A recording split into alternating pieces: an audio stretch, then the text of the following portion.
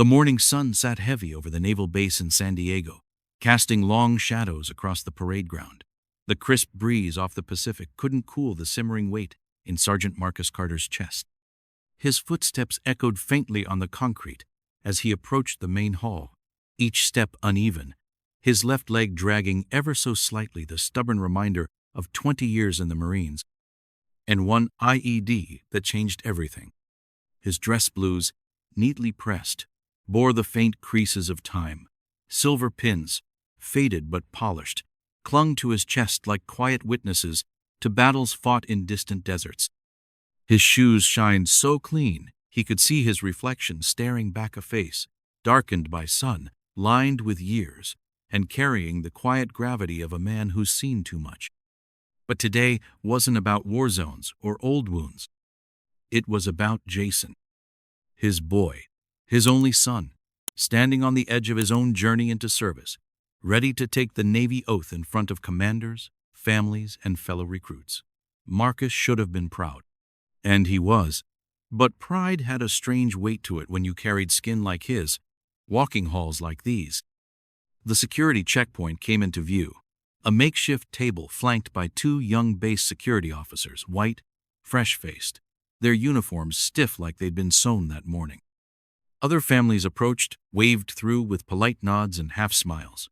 A white-haired couple breezed past with little more than a glance. A woman holding a toddler strolled by with ease. But when Marcus stepped forward, the air shifted.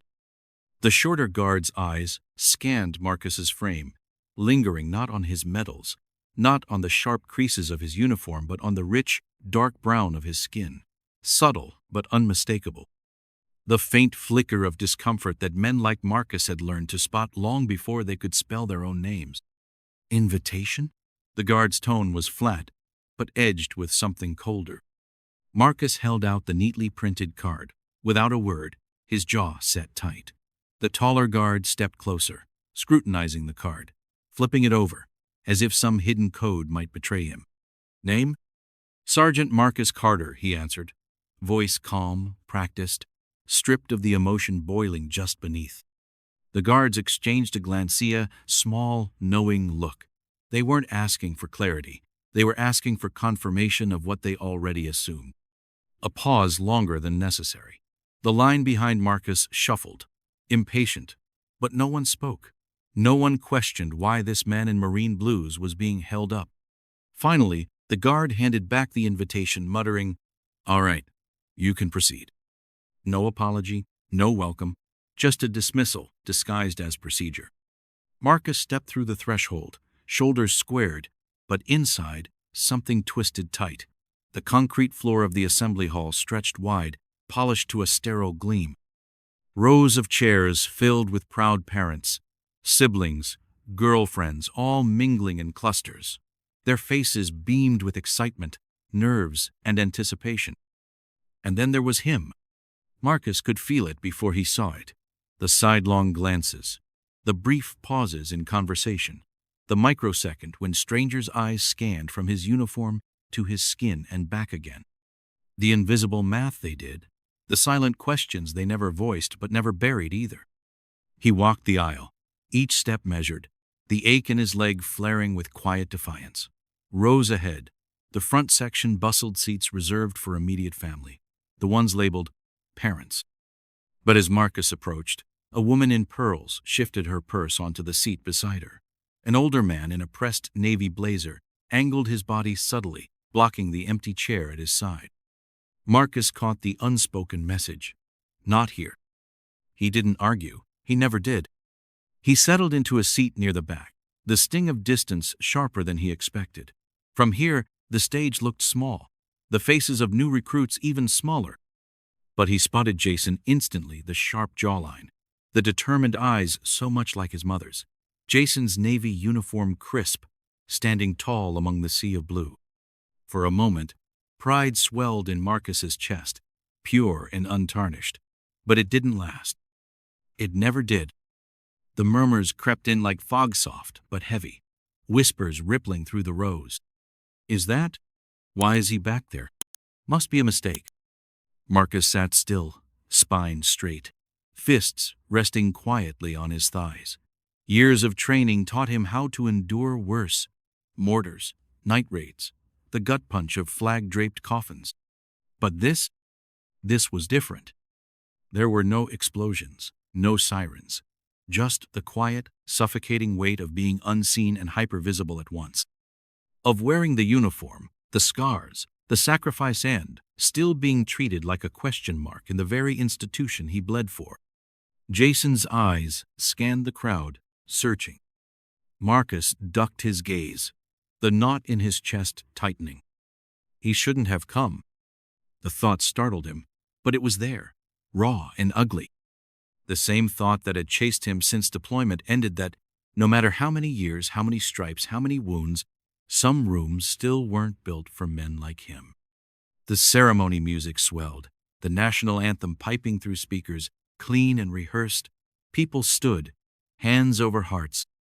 Marcus rose too, slower than most, the stiffness in his leg reminding him of every sandstorm, every firefight, every restless night spent wondering if the world outside the wire was worth the hell they endured inside it. The flag waved overhead, and all Marcus could feel was the hollow stretch of space between him and his Sonond, the invisible boundary that decades of service still couldn't erase. The anthem faded, replaced by the low hum of anticipation. Chairs creaked as people settled back into place, conversations melting into hushed tones. Up on the stage, names began to roll off a senior officer's lips, crisp, practiced, devoid of warmth. Each name called brought a swell of applause, proud cheers from families seated up front.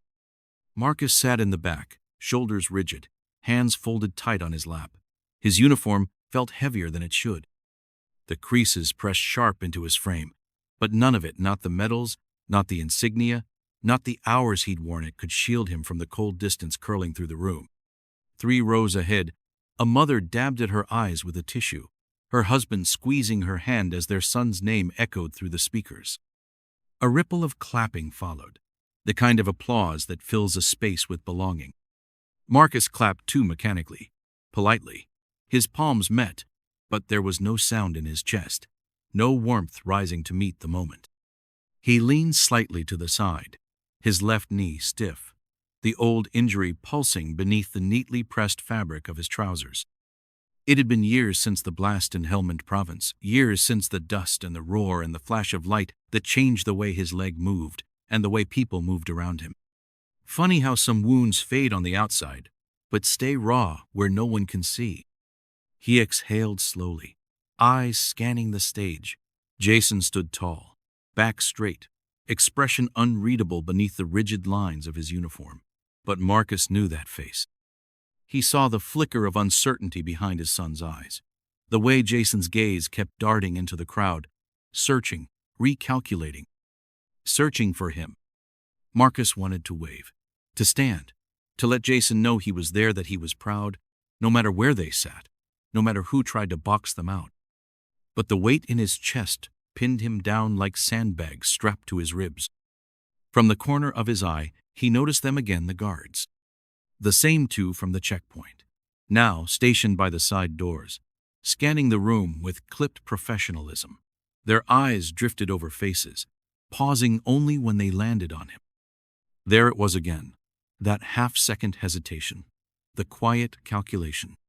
It wasn't just about security. It never really was. Marcus looked away, jaw tightening. Memories clawed at the edges of his thoughts: dusty outposts in Iraq, patrols under foreign suns, the hollow ache of homesickness gnawing at his gut while he watched video calls glitch and fade. Jason's face frozen on a cracked laptop screen, the lag in their conversation heavy with everything unsaid. He had fought to be here, to live through deployments, surgeries, nights haunted by echoes of gunfire, all to sit in this room, all to see his son wear that uniform with pride. And yet, somehow, even now, even here, it wasn't enough to just belong. The senior officer's voice rang out again, sharp against the quiet backdrop. Carter, Jason Alexander. A pause. The name hovered in the air, slicing through the murmurs. Jason's posture straightened, his chin lifting, the blue of his Navy uniform catching the overhead lights. The applause that followed was softer than before, not because Jason hadn't earned it, but because of the weight in the room. The unspoken tension, the eyes darting between the young recruit and the man in the back row. Marcus clapped, steady, controlled. But inside, his heart twisted. A rustle near the aisle, boots on tile. One of the guards was approaching. Marcus's pulse quickened, but he kept his face still, practiced. Years of protocol, of standing his ground without making a scene, taught him how to weather these moments. The guard stopped beside him, voice low, almost rehearsed. "Sir, this section's for immediate family." Marcus's fingers curled against his thighs, the faint creak of leather gloves in his palms. "I am immediate family," he replied, voice level, devoid of heat, yet laced with exhaustion sharpened over 2 decades. The guard's brow furrowed, skepticism etched into his face. His eyes flicked to Marcus's skin, to the faded but present scars above his collar, to the glint of service pins lying neatly along his chest. It wasn't enough. It never was. The guard shifted, uncertainty wavering in his stance. We've had some concerns raised," he mumbled, the words brittle, slipping over the rough edges of prejudice masquerading as protocol. Marcus exhaled, slow, steady, letting the years of discipline steady his nerves. He didn't argue, didn't raise his voice. He simply reached into his coat pocket, pulled out the invitation again, the corners worn now from earlier scrutiny. The guard hesitated, glancing back toward his partner by the door. The silent exchange between them painted the room in sharp relief. Their unease, their assumptions, their failure to reconcile the image before them with their narrow expectations. Marcus held the invitation steady, his hand unwavering even as the weight of every sideways glance pressed in like concrete walls closing tight. Around them, the ceremony continued, names being called, applause rising and falling like ocean waves. But for Marcus, the air was thick, heavy, choking. His eyes flicked to Jason. His son was watching, lips pressed together, jaw taut, eyes dark, with something raw and vulnerable. Marcus's chest tightened. He hadn't just come for himself. He came because every uniform, every sacrifice, every scar was meant to make Jason's path easier, to build something his son could walk into without flinching. But this moment, it was the same old boundary, invisible, suffocating, still standing. The guard handed back the invitation, his expression unreadable, now somewhere between reluctant respect and lingering suspicion. Marcus pocketed the card, his hand brushing the cool surface of his medals as he did. The unspoken message lingered. "Sit down. Stay quiet. Be grateful you're even here." He did sit. He did stay quiet. But gratitude had long since run dry. The ceremony rolled on, but Marcus barely heard it. All he heard was the dull roar of silence, filling the space between him and his son. The ceremony pressed forward like clockwork, one name after another called into the sterile air. Applause rose and fell, proud families leaning in, cameras flashing, smiles stretching wide. But for Marcus, the room pulsed with static, like he was hearing everything underwater. Each clap, each cheer dulled by the ringing silence still coiled tight around him. He barely noticed the shifting shadows behind him. Didn't register the quiet but deliberate movements in the last row of seats. Until the guard returned. A different one this time, broader shoulders, older, eyes sharper, yet holding the same rehearsed caution that Marcus had memorized long before this morning. "Sir, we need you to step outside for a moment." It wasn't a request. The words sliced clean through the space between them, quiet but carrying weight. Marcus didn't move. The old familiar battle stirred beneath his ribs, that coiled tension between defiance and exhaustion, between standing tall and knowing exactly how rooms like this turn on men like him. The guard shifted, posture rigid, one hand hovering near the radio, clipped to his belt. His partner by the door mirrored the stance, silent, watchful. Around them, no one spoke, but eyes turned, curiosity, confusion. A few looks tinged with something colder, that old gnawing prejudice, hidden beneath layers of politeness. Marcus breathed slow, steady. His voice, when it came, was calm but heavy with something deeper. "I'm not going anywhere." The guard's jaw tensed. For a flicker of a second, the hum of the ceremony dimmed, as if the walls themselves leaned in to listen. And then, movement. From the back of the room, 4 figures stood. Silent, precise, unmistakable. Their uniforms darker, their posture unmistakably controlled, every inch of them shaped by years of discipline few could comprehend. Navy SEALs. The crowd didn't need an introduction. Marcus felt them before he saw them, the subtle shift in the room's gravity, the ripple of quiet recognition. They moved forward, not with aggression, but with the calm, measured authority of men who'd stared down worse than social discomfort. Their boots clicked softly against the floor, their presence enough to still the faint whispers. They flanked Marcus's row, their eyes steady, their expressions unreadable, yet their intent clear as glass. They weren't here for spectacle. They were here for him. Marcus's throat tightened. Not out of fear, not out of defiance, but out of something far more disarming, the quiet, overwhelming ache of being seen, truly seen. The lead SEAL, broad and composed, didn't raise his voice. His words landed low, firm, carrying the unmistakable weight of battlefield-earned authority. "You might want to think twice." The guards froze, hesitation breaking through their polished routines. The man with the radio lowered his hand, uncertainty creeping behind his eyes. The SEAL continued, voice like steel wrapped in velvet. "Sergeant Carter's earned more than the right to sit here. You really want to explain to command why you thought otherwise?" The question hung there, sharp and clean, slicing through the awkward haze. For a moment, everything stalled. And then Jason moved. From the stage, he broke formation.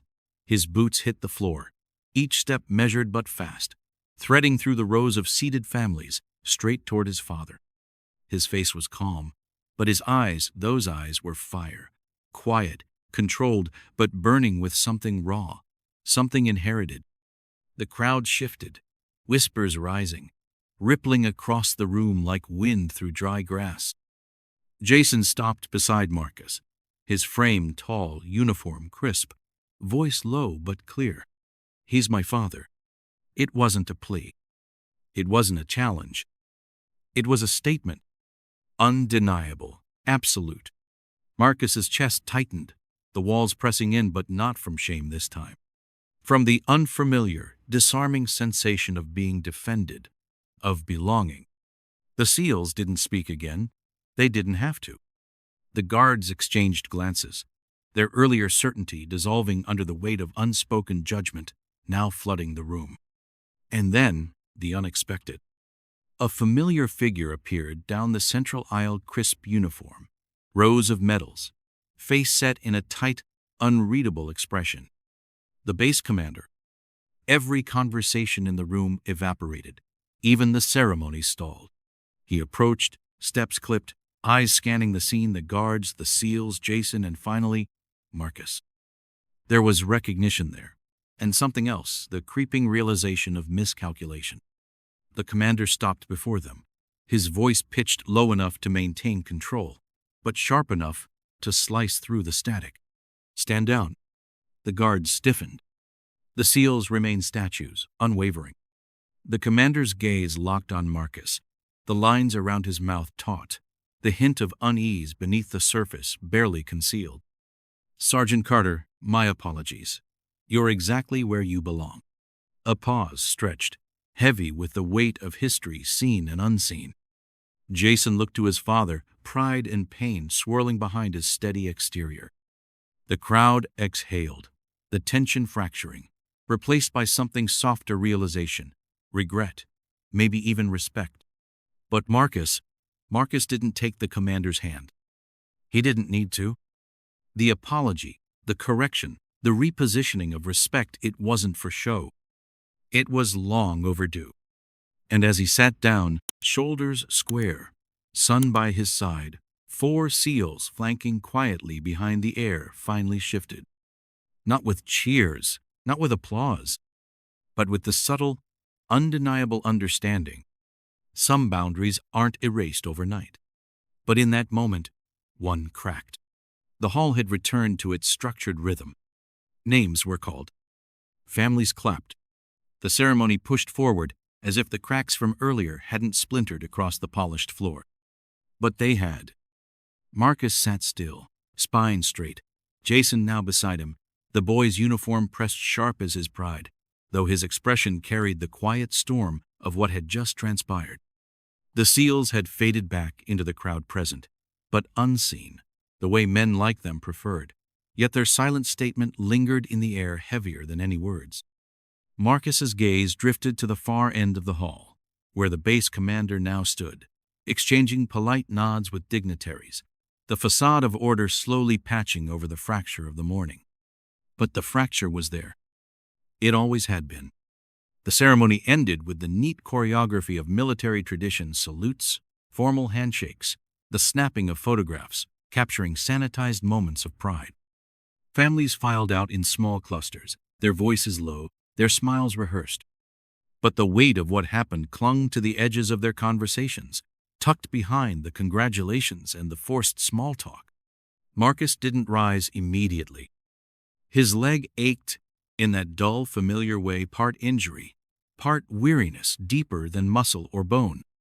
Jason hovered nearby, his jaw tight, his eyes darting toward the senior officers dispersing near the stage. The boy, no. The young man now carried himself with the weight of service freshly pressed onto his shoulders, but his gaze betrayed the raw edges beneath that uniform exterior. Marcus could see it. The questions, the quiet, gnawing doubt. The same questions Marcus had learned to carry like old scars. A few steps away, the base commander approached. Not rushed, not bold. Measured, controlled. His polished shoes clipped against the tile as he stopped before Marcus, his posture military perfect, but his expression carrying the residue of discomfort, poorly hidden behind rank. "Sergeant Carter," the commander began, voice even, but the undertone tight. "I trust everything is in order now." It wasn't a question. It was an attempt to smooth over the jagged cracks with formality. Marcus let the words hang there for a moment, studying the man, the sharp creases of his uniform, the polished insignia gleaming under the overhead lights, the rehearsed calm in his voice. But beneath it all, Marcus saw the same fragile discomfort that had hovered over the guards earlier, the same uncertainty of men forced to reconcile their assumptions with reality. Jason shifted slightly beside him, shoulders tensing, waiting. But Marcus stayed still. His voice, when it came, was low, calm, stripped of anger, stripped of theatrics, but sharpened by quiet years of watching, enduring, knowing. "You ever wonder," Marcus said slowly, eyes steady on the commander, "what it costs to wear this uniform and still be a stranger in your own house?" The commander didn't respond, didn't flinch, but the faint tightening of his jaw betrayed him. Marcus didn't raise his voice. He didn't need to. He continued, the words rolling quiet but heavy as stone across the space between them. "I've bled for this flag, watched good men fall for it, and still," his eyes flicked briefly to the empty rows of chairs, the stage, the space where belonging was conditional. "Some folks only salute the parts of you they're comfortable with." The hall around them buzzed faintly, families gathering, officers in quiet conversation, but here, in this moment, it felt as though the world had narrowed to just them. The commander's throat bobbed, his hand flexing near his side. But he stayed silent. Marcus's tone didn't shift, didn't waver. "We teach young men like my son here," his head tilted toward Jason, "to honor service, to stand tall, to earn their place. But maybe," his voice softened, razor sharp beneath the calm, "maybe the real test isn't how they wear the uniform, it's how others see them once they do." The commander's eyes flickered, pride and discomfort coiling in a taut, unspoken knot. Marcus didn't wait for acknowledgement. He didn't seek apology. The silence was the answer. He stepped past, slow, his limp faint but deliberate, Jason falling in beside him.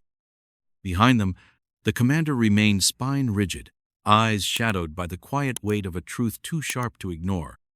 No accusations. No raised voices.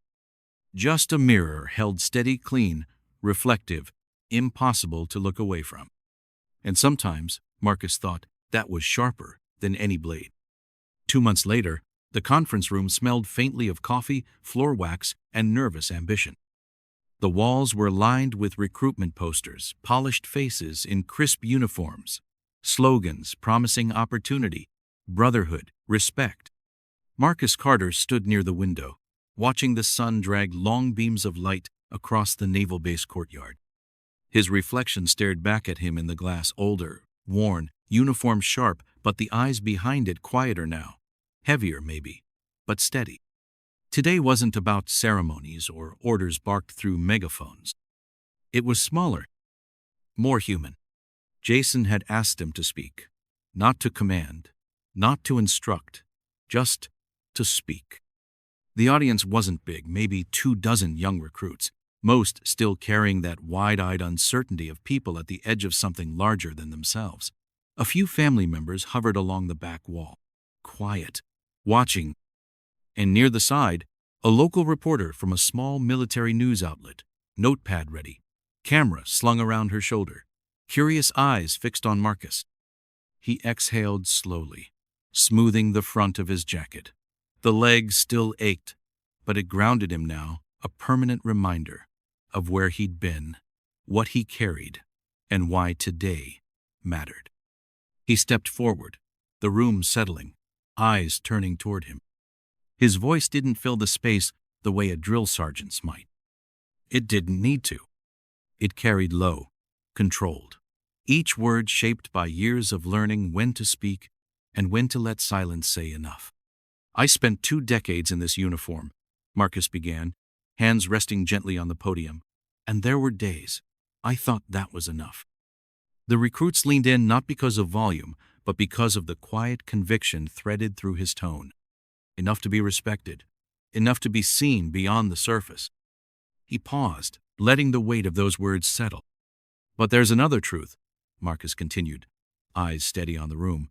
Sometimes, it doesn't matter how long you serve, or how much you sacrifice. People still see what they want to see first. A murmur shifted through the crowd, not loud, but a ripple of understanding, of recognition.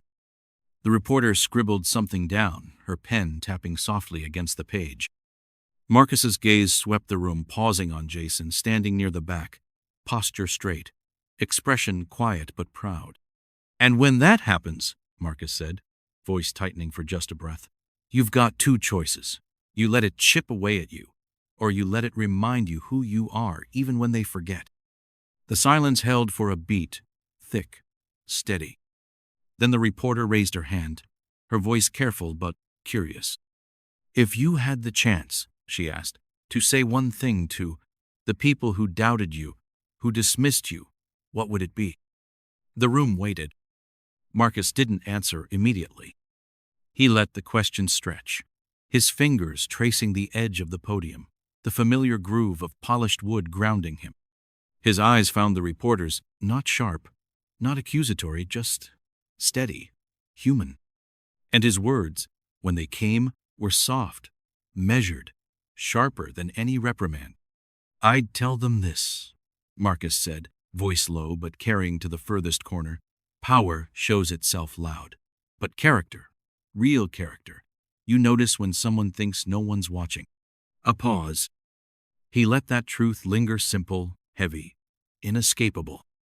It's easy to treat people right when cameras are rolling, when there's rank stitched to a sleeve or medals pinned to a chest. But how you treat the quiet man in the back row, that says more than a uniform ever will. The reporter's pen stopped. The room stilled. No applause, no dramatic declarations. Just reflection.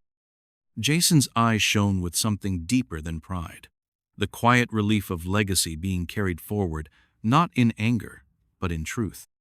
Marcus stepped down from the podium, no fanfare trailing him, just footsteps slow, measured, and the faint, lingering echo of words sharp enough to carve through prejudice, soft enough to sink into bone. Somewhere, beyond the walls, the base commander might hear his words secondhand. That was enough. He didn't need to raise his voice to be remembered. Sometimes, the sharpest blade was the one you never had to unsheath. You know, sometimes the hardest battles aren't fought on distant soil, but in quiet rooms where you're asked to prove you belong again and again. And maybe you've been there too. Maybe you've sat in a space, surrounded by people, yet somehow still invisible. Have you ever felt that way? Like your worth was questioned not because of what you've done, but because of what others refuse to see? If you have, I want you to remember this. Your value doesn't depend on how loud the world claps for you. It lives in how steady you stand, even when no one's looking. It lives in your quiet dignity, your choice to carry yourself with respect no matter who's watching or doubting. And that choice, that quiet resilience, it changes more than you think. If this story resonated with you, I invite you to subscribe, so together we can keep exploring the stories that remind us of who we are. And if you know someone who's ever been overlooked, dismissed, or doubted, share this with them. Maybe they need to hear they're not alone. Power shows itself loud, but character, real character, you notice when someone thinks no one's watching. Thank you for being here. We'll meet again in the next story. Stay tuned.